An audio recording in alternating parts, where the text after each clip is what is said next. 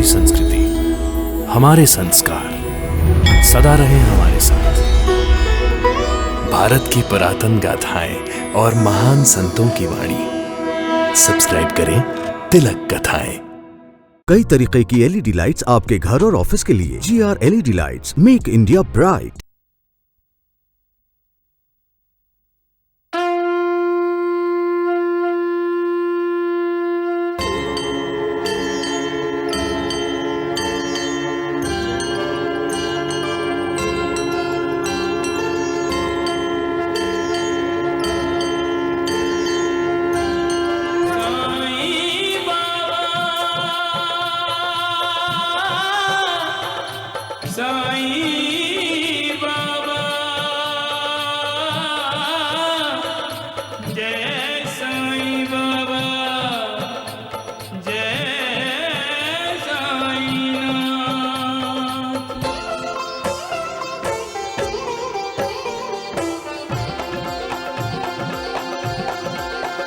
साईं राम साईं श्याम दुख भंजन तेरु नाम।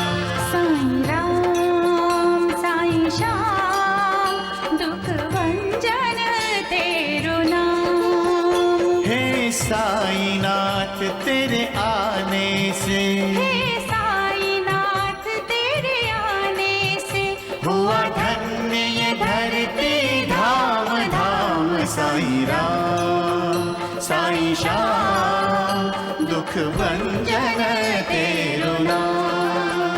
साईं राम साईं श्याम दुख भंजन तेरु नाम।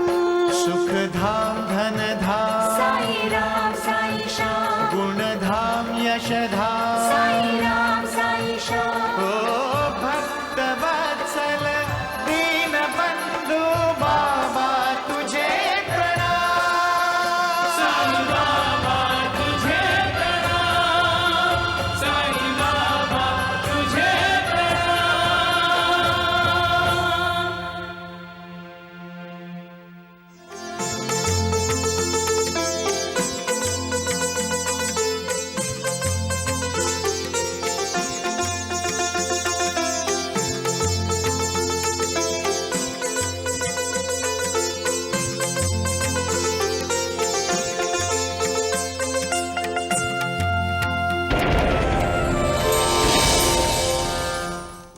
इंसान का मन ऐसा है कि हर भावना को, खुशी हो या गम, जल्दी महसूस करता है। तुम मेरी माँ कैसे हो सकती हो?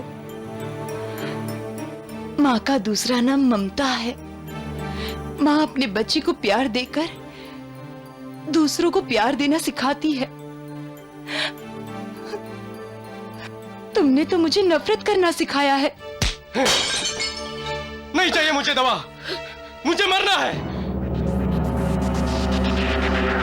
मनीषा, मनीषा मुझे कुछ दिखाई नहीं दे रहा है। चारों तरफ अंधेरा ही अंधेरा। जिस विश्वास के साथ आप बाबा की भक्ति करते हैं, आज वही विश्वास मेरे अंदर भी हो गया है कि इस दुनिया में भगवान नाम की कोई चीज ही नहीं है। मैं लोगों को कहता हूं कि कभी हारना नहीं चाहिए, हालात का सामना करते रहना चाहिए। लेकिन जो दृश्य सामने आता है वो मन को विचलित कर देता है।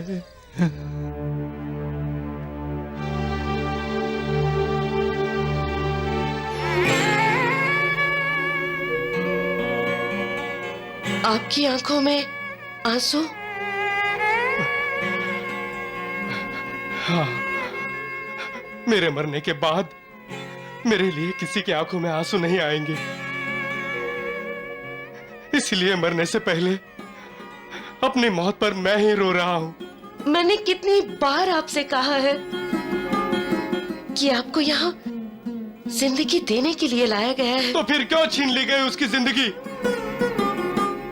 वो तो जीना चाहता था। कहा भी था उसने कि उसे जिंदगी से प्यार हुआ है, जीने की उम्मीद जाग गई है। क्या हुआ उस उम्मीद का? क्या हुआ उस प्यार का।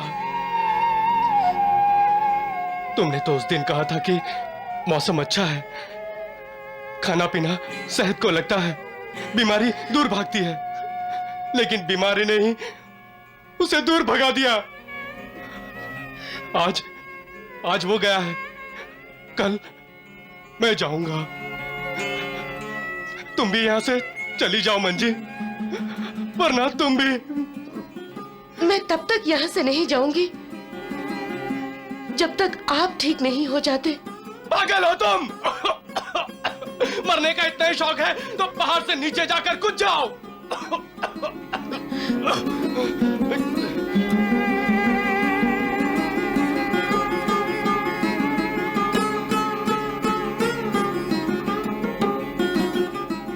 मैंने मंजुला को खत लिख दिया है, जाकर इसे डाकघर में दे आओ।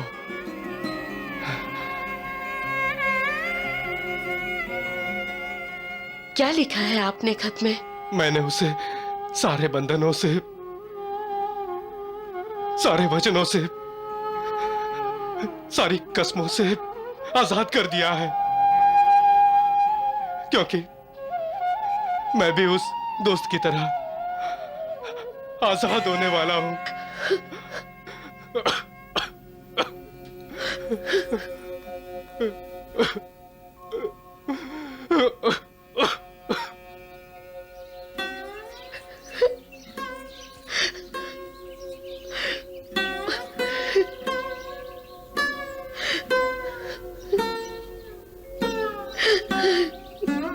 ये जगत एक बंधन है और इंसान का शरीर भी एक बंधन है जो सांसों से जुड़ा है। जब प्राण रूपी सांस इंसान का शरीर छोड़ देता है, वो बंधन से मुक्त हो जाता है। साईं बाबा, मुझे बंधन से मुक्ति नहीं चाहिए। मैं अपने पति के बंधन में ही बंधी रहना चाहती हूँ। साईं बाबा, क्या आप मुझसे रूठे हुए हैं?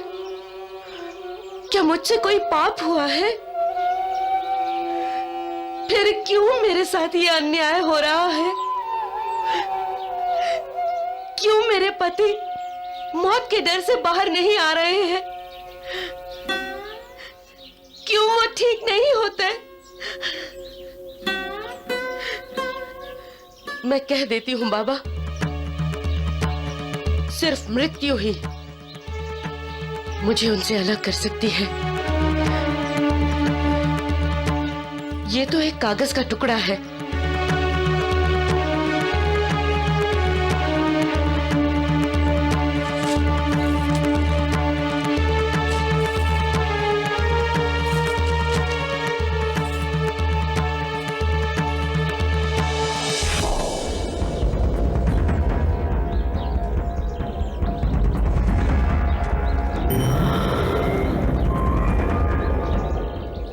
दीनानाथ जी ने तो ये खत मंजी को डाकघर में डालने को दिया था।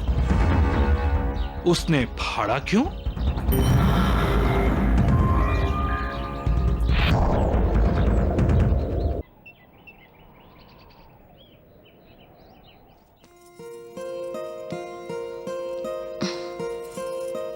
ये ले, आज मैंने तेरी पसंद का खाना बनाया है, खा ले।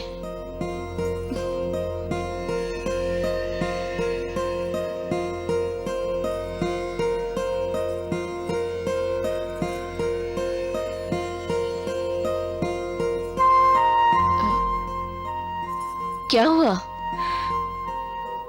श्याम सुंदर जी क्या खाते होंगे? खाते भी होंगे या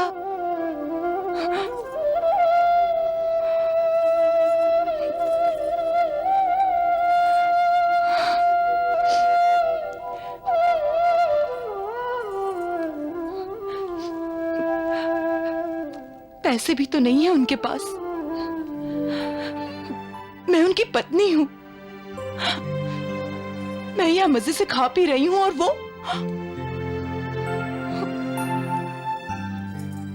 पति को सुख देना हर पत्नी का कर्तव्य होता है। मैं ये सुख दे रही हूँ उन्हें।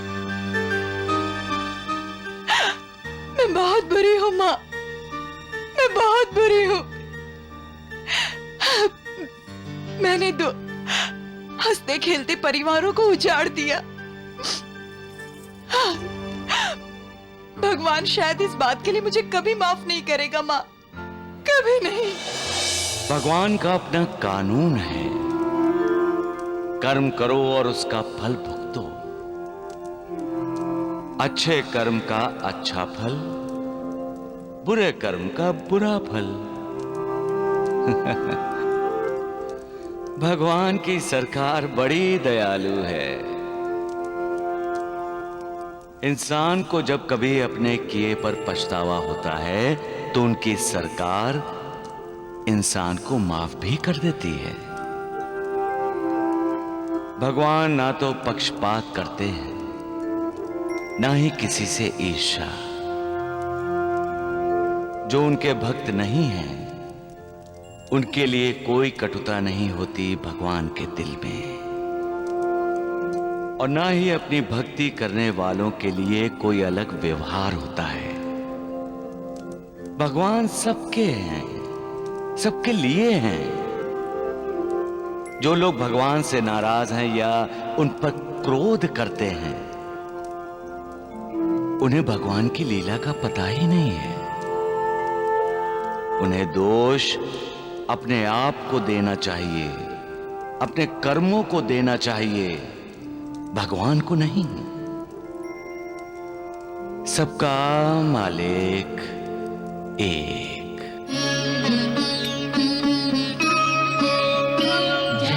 रुको, टांगा रोको।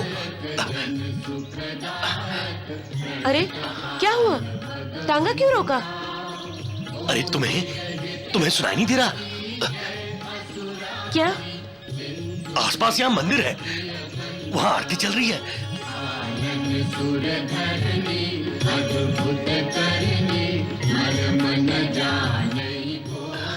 हाँ माँ। चलो चलो चलते हैं, मंदिर चलते हैं। मैंने कहा ना, अब हम कभी मंदिर नहीं जाएंगे, कभी भगवान का नाम नहीं लेंगे, क्योंकि भगवान इस दुनिया में है ही नहीं। चलो टांगे वाले।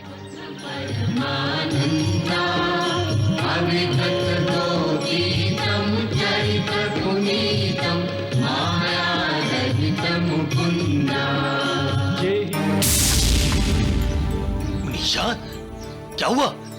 क्या गिरा? मैंने भगवान की तस्वीर फेंक दी। मनीषा, पागल हो गई हो क्या तुम? हाँ, मैं पागल हो गई हूँ। नहीं चाहिए भगवान की तस्वीर मुझे घर में। कैसे भगवान हैंगे जो अपने भक्त पर दया नहीं करते? पूजा करते हैं ना आप इसकी? क्या दिया है इसने आपको? आपकी आंखों की रोशनी तक छीन ली। जानते हैं क्यों? क्योंकि ये नहीं चाहता कि हम इसके दर्शन करें, तो हमें भी इसके दर्शन नहीं करने। राजेंद्र, राजेंद्र! जी माँ। इस तस्वीर को ले जा और ले जाकर किसी नदी में फेंक दे। मनीषा, मैं तुम्हारी आंखों से भगवान के दर्शन करूंगा।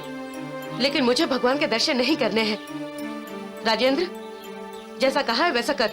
जी माँ।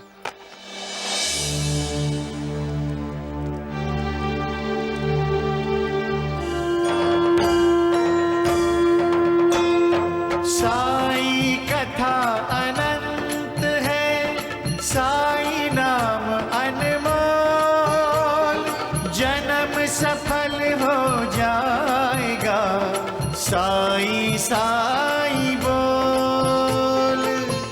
साईनाथ!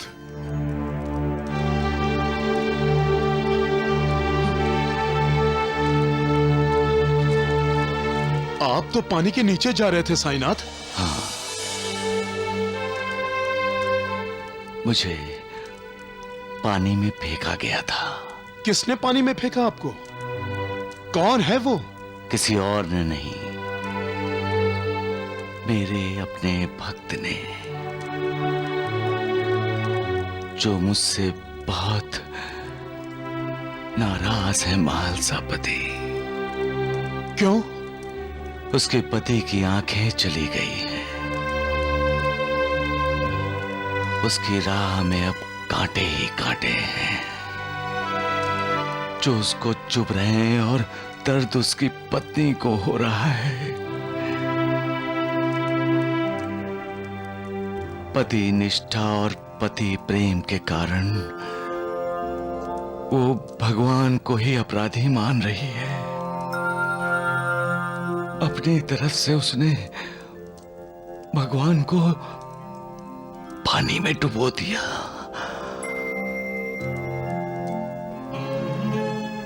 अब भगवान की परीक्षा है महासापति, सबका मालिक।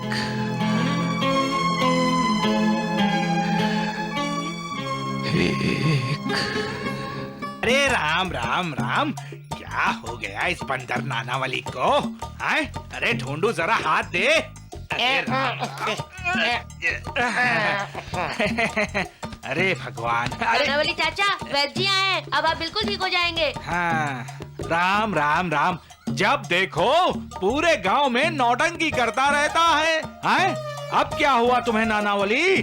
देखो वैद्य जी, इसे खुजली वाली दवा फिर से दे दे क्या? नानावली फिर से हमसे दुश्मनी मोल नहीं लेगा। अरे चुप करो मूर्खों। नानावली, पेट में दर्द है? हाँ वैद्य जी, पेट में ही दर्द है। अरे लेकिन ये क्यों नहीं बोल रहा है? अरे नानावली, मुंह में क्या रखा है? मुंह क्यों बंद है? वो पेट में दर्द हो रहा है ना वैद्य जी, इसीलिए। अरे वैद्य जी, इसका पेट तो देखो कितना फूगा हुआ है, लगता है इसको बच्चा होने वाला है। मूर्ख, कभी आदमी को बच्चा होते हुए देखा है? अरे चुप करो मूर्खों। यहाँ दर्द है? नहीं। यहाँ? यहाँ? अरे राम राम राम। सत्यानाश हो जाएगा। अरे नानावली बंदर, मेरा वैद्य कुलकर्णी का अपमान कर रहा है तू। और तुम वैद्य जी, तुम भी तो द्वारकानाथ के साथ मिलकर बाबा का अपमान करते हो, हैं? तो मुझसे सम्मान की उम्मीद क्यों रखते हो? अच्छा अच्छा। और गोटिया, तुम सब भी मिले हो इसके साथ? सबको देख लूंगा मैं। हाँ। अरे तकलीफ करने की जरूरत नहीं है वैद्य जी, हम लोग आपको देखेंगे। आपको से बांध के पेड़ पर लटका देंगे और वो द्वारकानाथ नहीं आएगा छुड़ाने के लिए। अगर ये दगड़ू धोंडू आए ना यहाँ, तो इसको भी लटकाऊंगा। आओ। क्या करूं? अरे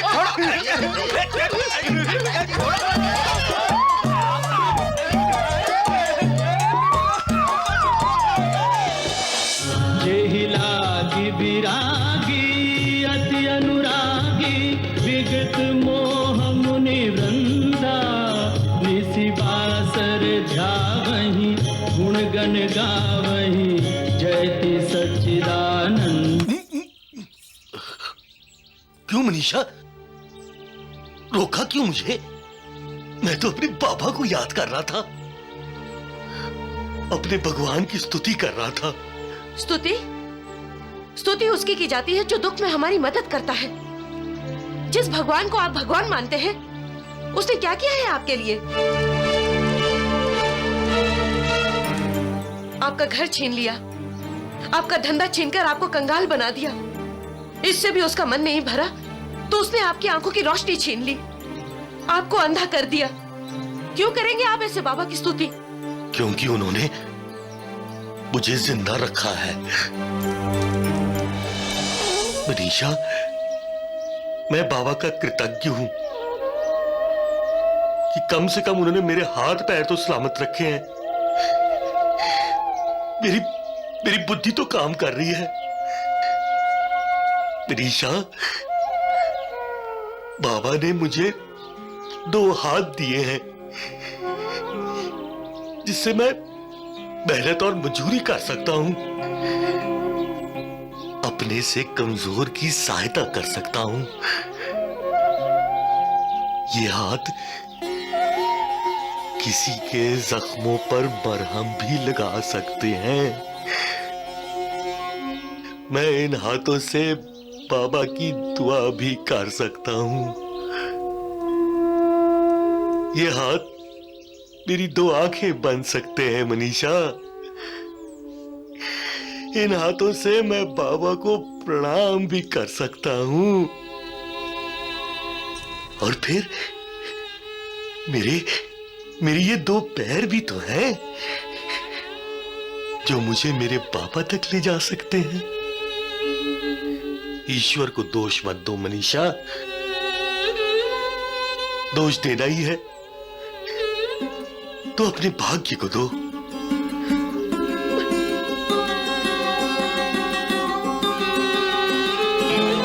बाबा, आप सब देख रहे हैं, सब सुन रहे हैं। दरअसल मेरी ये पत्नी मनीषा मुझसे बहुत प्यार करती है। उससे मेरा दुख देखा नहीं जा रहा है, इसीलिए ऐसा बोल रही है। वरना वो दिल की बहुत अच्छी है बाबा। अफसोस तो इस बात का है कि मेरे कारण उसको इतने दुख झेलने पड़ रहे हैं। बाबा, उसकी बातों का बुरा मत मानना, उसे माफ कर देना बाबा, उसे माफ कर देना। जो दूसरों के बारे में सोचते हैं उनके बारे में मैं सोचता हूं। जो दूसरों के सुख चैन की चिंता करते हैं उनके सुख चैन के लिए मैं परेशान रहता हूं। मुझे वो बहुत प्रिय हैं जो दूसरों के लिए खुद पीड़ा सहते हैं, जो सदा मुझे याद करते हैं और सदा श्रद्धा और विश्वास से मेरी भक्ति करते हैं। उन पर मेरी कृपा सदा बनी रहती है। सबका मालिक एक।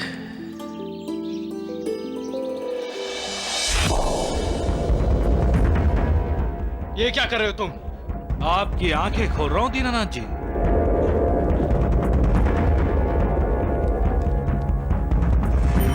ये उस खत के टुकड़े हैं जो आपने मंजुला को लिखा था।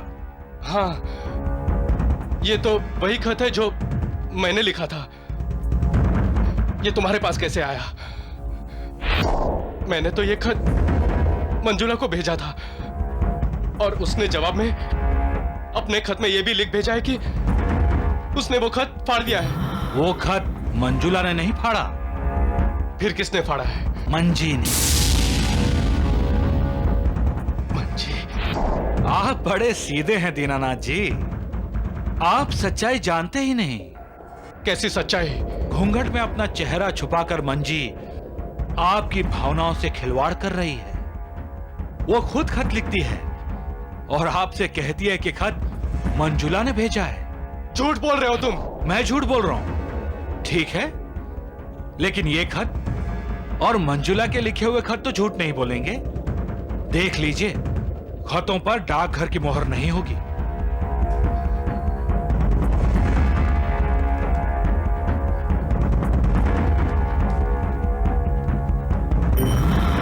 अगर डाकघर की मोहर नहीं है तो राखी ने ये खत दिए कैसे? इसका मतलब है खत डाकघर में गए नहीं हैं।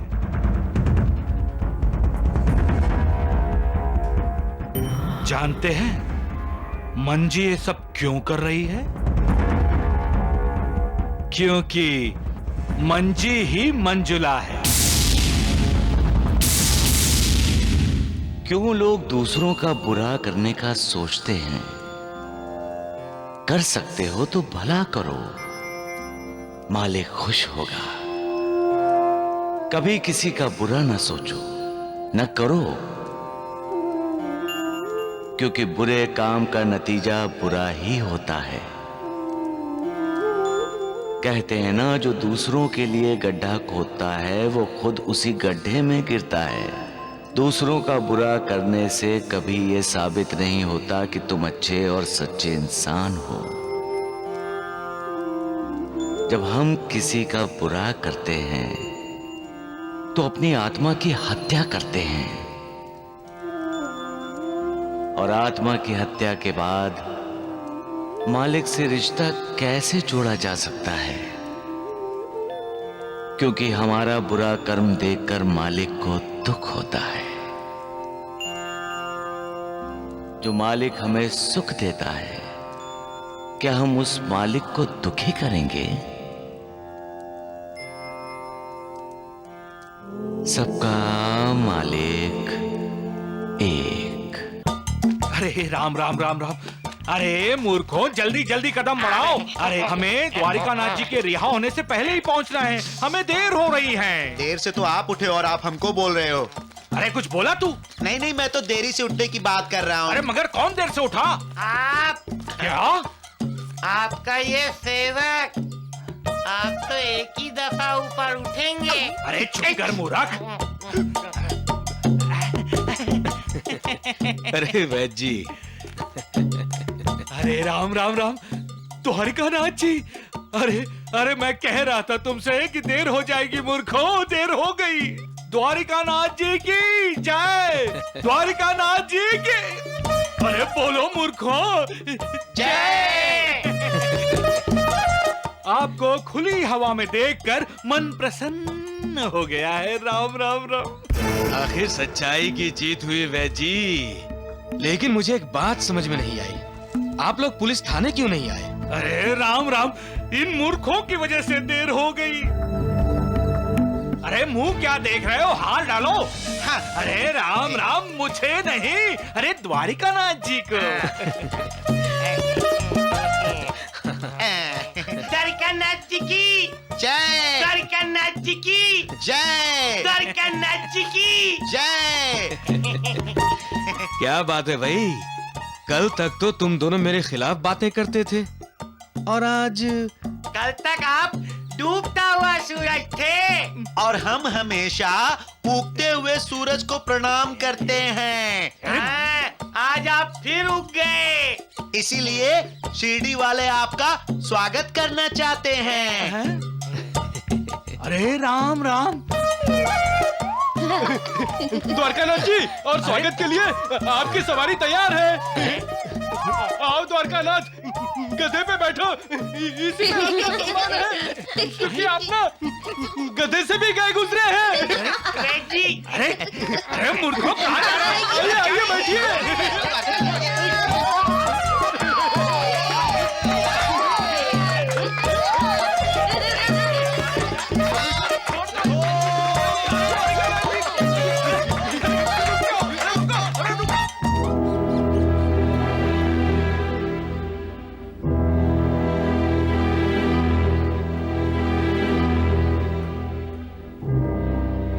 देखिए निर्मला जी, रामलाल भाई साहब मेरे बड़े भाई जैसे हैं और मनीषा भाभी परजाई है। उन दोनों ने मेरे लिए इतना कुछ किया है कि शायद अगर मेरे कोई बड़े भाई या फिर मेरे पिता होते ना तो वो भी इतना नहीं करते। निर्मला, भाई साहब और परजाई जी के लिए तुम्हारे मन में इतना आदर सम्मान है, ये देखकर मुझे बहुत खुशी हुई। तुम बहुत महान हो, बहुत महान हो निर्मला।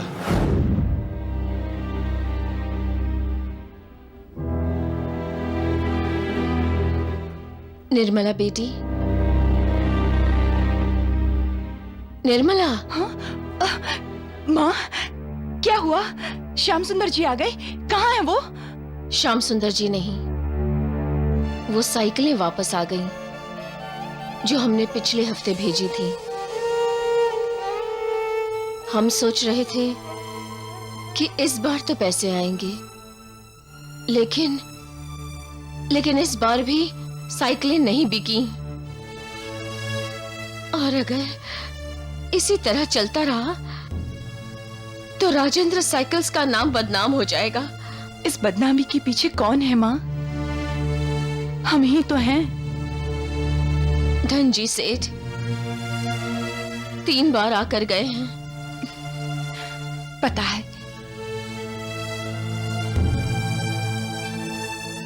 कुंदन लाल जी भी कह रहे थे कि उनके पैसे हम कब लौटाएंगे। यहाँ काम करने वालों को भी 2 महीने से तनख्वाह नहीं दे पाए हम। कुछ दिन और इसी तरह चलता रहा तो राजेंद्र साइकिल्स की नीलामी करनी पड़ेगी।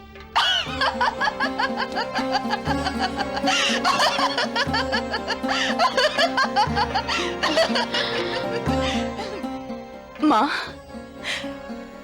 चल, कपड़ से हमने राजेंद्र साइकिल्स और रामलाल जी की सारी धन दौलत अपने नाम कर ली। नतीजा क्या हुआ? दुर्योधन की तरह हम भी सब कुछ हार गए। उसने अपना राजपाट, अपने भाई बंधु और अपने सारे रिश्तेदार खो दिए। और मैंने तो अपने पति को ही खो दिया। सुख, चैन, मन की शांति सब कुछ खो दिया। निर्मला होश में आओ, निर्मला होश में आओ। माँ मैं होश में हूँ। इस वक्त मैं होश में हूँ। उस वक्त मैं होश में नहीं थी जब तुम्हारे बहकावे में आकर मैंने रामलाल जी को धोखा दिया। पिताजी सच ही कहते थे, हमेशा सत्य का साथ देना चाहिए, असत्य का कभी नहीं। सत्य के साथ ही सुख चैन रहता है, सत्य के साथ ही शांति रहती है और सत्य के साथ ही संपत्ति रहती है। असत्य के साथ सिवाय भ्रम के, वहम के और कुछ नहीं रहता। कुछ भी नहीं, कुछ भी नहीं।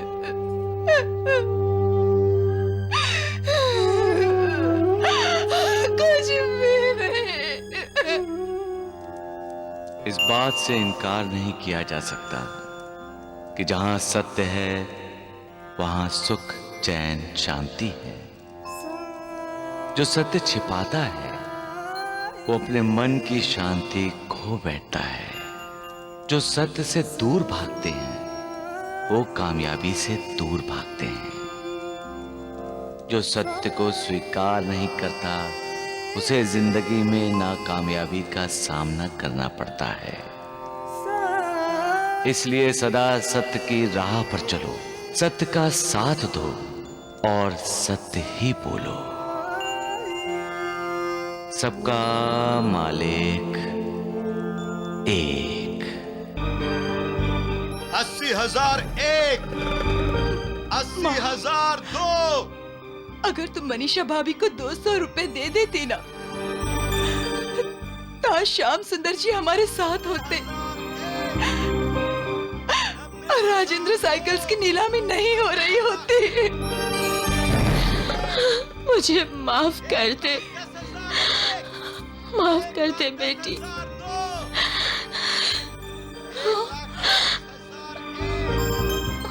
1,25,000 दो, 1,25,000 तीन।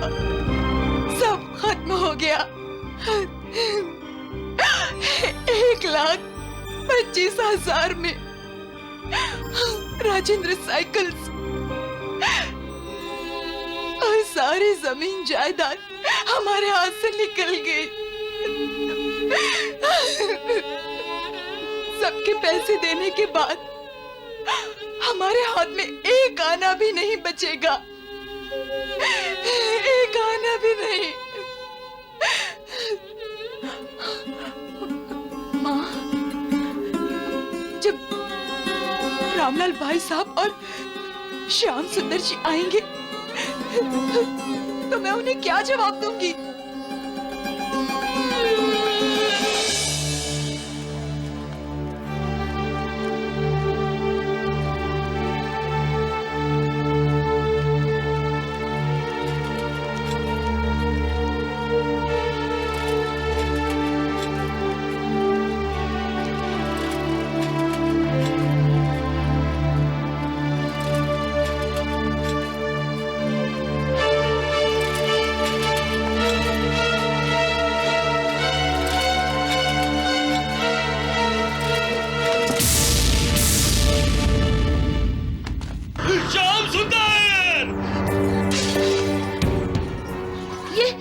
ये क्या हुआ?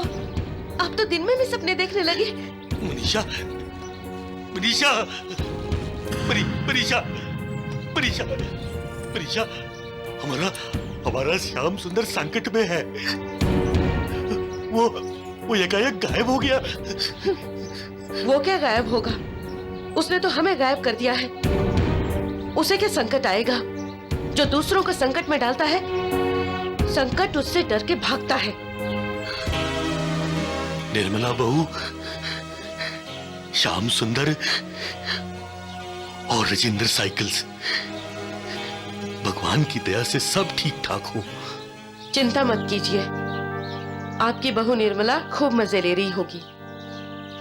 उसके भाग्य में तो ऐश ही ऐश है। भगवान ऐसा ही करे। चलिए। वैद्य जी, इस साईं बाबा ने हमारा बहुत बड़ा अपमान किया है। हाँ, बिल्कुल किया है। पहले आपको हवालात ने बंद करवा दिया।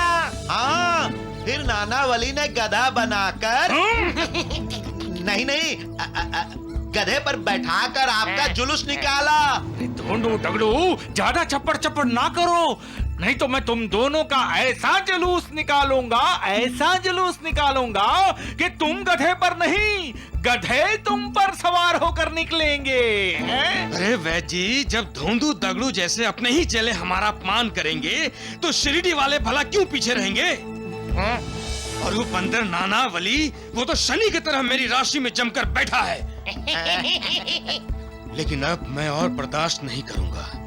मैं बदला लूंगा वैद्य जी, मैं बदला लूंगा। राम राम। उस साईं बाबा ने मुझे जेल भिजवाया था ना, मैं उस साईं बाबा को जेल भिजवा के रहूंगा।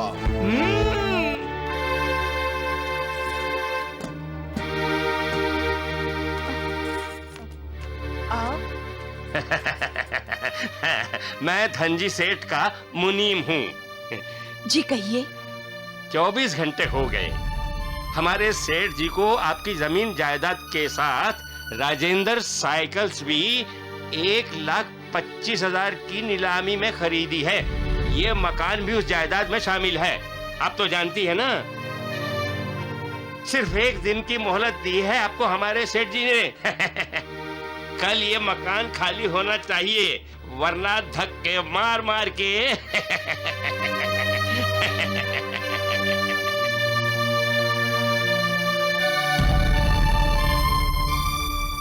बुजुर्ग सच कहते हैं, भगवान के घर में देर है, अंधेर नहीं।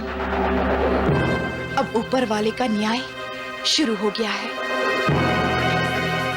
अब हमारे लिए एक एक करके सब दरवाजे बंद हो जाएंगे। इंसान के लिए दरवाजा बंद कर सकता है, लेकिन मालिक का दरवाजा कभी किसी के लिए बंद नहीं होता। वो कभी किसी को नहीं ठुकराता है। वो दयालु है। लेकिन इंसान बुरे कर्म करता है तो उसे भी दुख होता है, और वो बुरे कर्म करने वालों को उसके कर्मों का बुरा ही फल देता है। लेकिन इंसान को पछतावा हो जाए तो वो उसे माफ भी कर देता है। माफी देने वाला वो एक ही है। माफी मांगनी है तो उसी से मांग लो।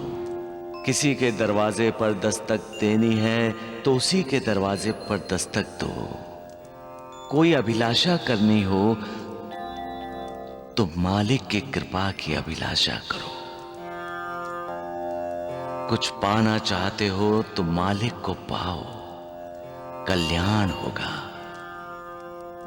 मालिक की शरण में जाओ, उद्धार होगा। सबका मालिक एक।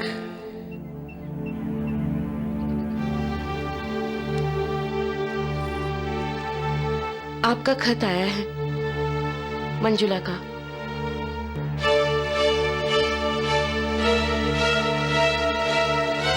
अच्छा, मंजुला ने शिरडी से लिखा है।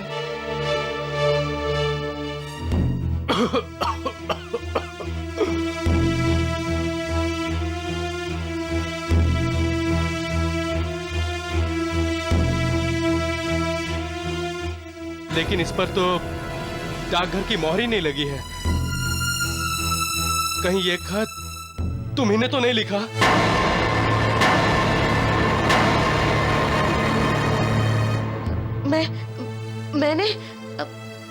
मैं क्यों लिखूंगी? सच बताओ, कौन हो तुम? मंजी। अपना घूंघट हटाओ, मुझे तुम्हारा चेहरा देखना है। मैंने प्रण कर रखा है, मैं आपको अपना चेहरा नहीं दिखा सकती। तो फिर जाओ यहाँ से, मुझे तुम्हारी कोई जरूरत नहीं है। मंजुला ने खत में लिखा है वो यहाँ आ रही है। वो यहाँ आएगी तो मुझे तुम्हारी कोई जरूरत नहीं होगी। जाओ इसी वक्त।